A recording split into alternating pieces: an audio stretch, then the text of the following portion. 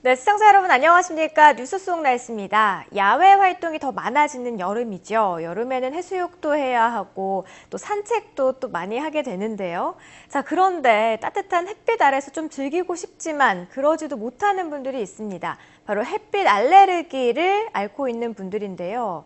보통 사람들에게는 좀 별거 아닌 질환으로 생각될 수 있지만 독일 전 총리의 부인인 한네로레 여사가 이 햇빛 알레르기로 인한 우울증으로 자살을 할 정도로 당사자들에게는 정말 육체적으로, 정신적으로 고통을 유발하는 그런 심각한 질환입니다. 자, 오늘은요, 여름이면 더 심해지는 햇빛 알레르기 한번 알아보도록 하겠습니다. 디올 메디컬 허브의 김기훈 원장 나와 계십니다. 원장님 어서 오세요. 안녕하세요. 네, 햇빛 알레르기 하면 보통 사람들이 햇빛을 이렇게 쬐게 되면 울긋불긋하고 피부에 나는 이 정도만 알고 있거든요. 네. 정확하게 어떤 질환인지 먼저 좀 설명 좀 해주시죠. 네, 알레르기 또는 알러지라고 또 하는데요. 네. 면역 시스템의 오작동으로 보통 사람에게는 별 영향이 없는 물질이 어떤 사람에게만 두드러기, 가려움, 콧물, 기침 등의 이상 과민 반응을 일으키는 것을 말합니다. 햇빛 알레르기는 과민성 피부 질환이라고도 하고 태양광선에 피부가 민감하게 반응해서 발생하게 됩니다. 우리 몸의 면역 시스템이 햇빛에 의해 성질이 변화된 피부 조직의 일부를 자기 몸이 아니라 이물질로 인식하면서 면역 체계를 활성화시켜서 일어나는 증상으로 알려져 있는데요. 네. 일반적인 일광 노출 후에도 피부가 빨갛게 부어오르고 가렵거나 따가워지는 증상이 동반되며 주로 햇빛에 노출된 부위에 나타날 수도 있고 다른 부분까지 번져서 나타나기도 합니다. 가려움증을 동반한 붉은 구진이나 물집 형태로 나타나며 피부가 붉어지고 화장을 하지 못할 정도로 화끈거리는 증상도 동반되어 목부터 가슴, 손등, 팔과 다리에 나타나게 됩니다. 네. 저도 주변에 이 햇빛 알레르기로 고생하는 분들이 계시거든요. 특히 저희 어머니도 그런 네. 편이신데 나가면은 양산은 항상 필수품이고 네. 한여름에도 항상 긴 소매 옷을 입고 다닐 정도 좀 심각하거든요. 자, 그런데 이 햇빛 알레르기 좀 햇빛에 노출되는 좀 양이 시간이 좀 길다거나 아니면 좀 뭐 자외선이 강한 시간대에 자외선을 쬐다거나 이러면 더 심각해지는 건지 그것도 좀 궁금하거든요. 네. 햇빛 알레르기 증상은 자외선에 노출된 후 30분 후에 발생하기도 하고 네. 또 사흘 후에 나타나기도 하는데 자외선의 강도나 노출 시간과 밀접한 관계가 있습니다. 자외선의 강도가 가장 강한 여름철에 증상이 더 심해질 수도 있고 햇빛에 노출되는 시간이 더 길어질수록 증상이 나타날 가능성이 더 높아진다고 볼 수가 있습니다. 따라서 자외선이 강한 낮 12시에서 2시쯤에는 가급적이면 외출을 삼가하시는 게 좋습니다. 네, 사실 햇빛 알레르기라는 말도 그렇고 요즘 참 알레르기성 질환 자체가 많이 좀 듣게 되고 있는데요. 이런 질환들이 많이 늘어나고 있는 원인이 있을 것 같아요. 우리의 몸 속에는 외부에서 들어오는 적의 생김새에 따라서 여기에 대항하는 무기, 즉 항체가 저절로 만들어지게 되는데요. 네. 한번 앓고 난 병을 다시 앓지 않는다던가 예방주사를 맞으면 병에 걸리지 않는 것도 모두 이런 원리입니다.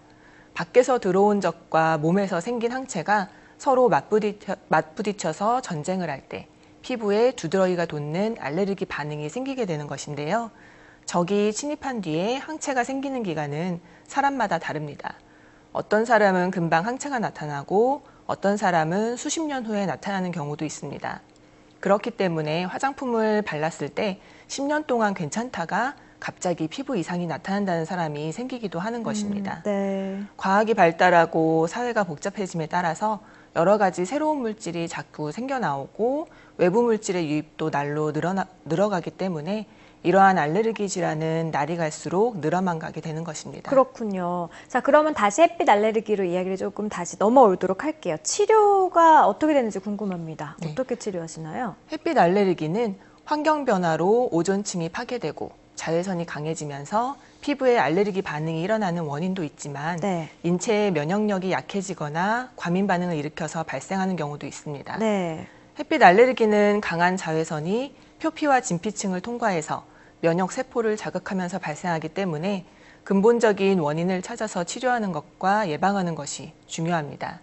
증상이 자주 일어난다면 정확한 진단을 위해서 피부 조직 검사와 관 검사가 필요하고 다른 질환의 여부를 확인하기 위해서 피 검사도 시행될 수 있습니다.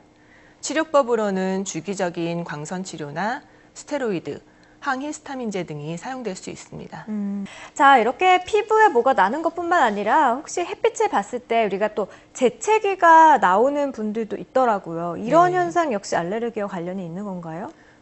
재채기라는 것은 컴퓨터가 재부팅되는 것과 같은 그런 과정으로 생각하시면 되겠는데요. 네. 재채기라는 강한 힘에 의해서 촉발되는 생물학적인 재부팅이 비강 내 환경을 재정비하기 때문입니다.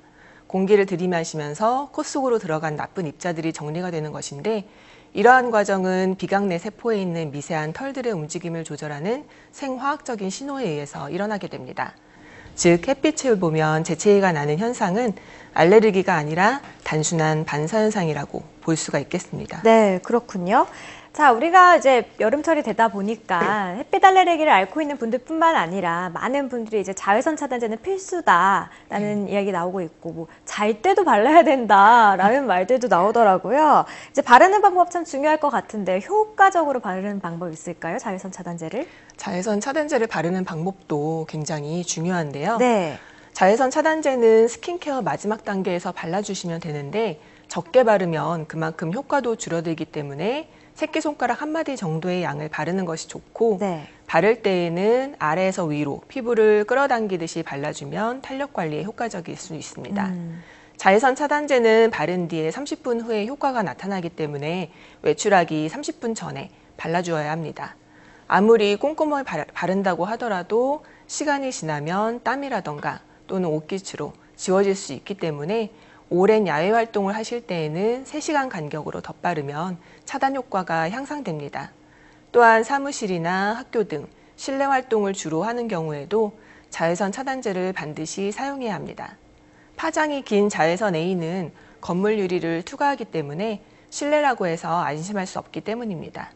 자외선이 강한 야외에서는 SPF 30 내지 54이나 PA 지수 3 포지티브 이상의 제품을 사용하는 것이 좋고, 실내 활동 시에는 SPF 지수 15에서 30 정도, PA 지수 2 포지티브 정도의 자외선 차단제를 평소에 꾸준히 사용하시는 것이 좋습니다.